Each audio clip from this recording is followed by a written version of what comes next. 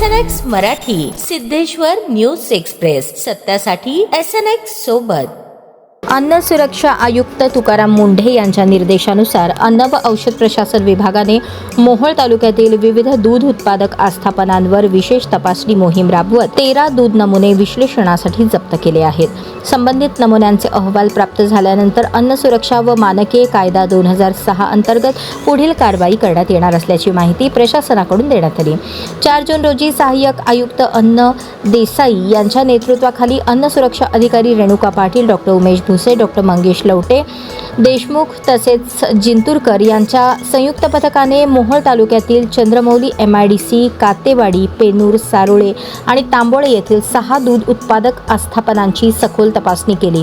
या कारवाई दरम्यान 13 दूध नमुने घेऊन ते प्रयोगशाळेकडे विश्लेषणासाठी पाठवण्यात आले।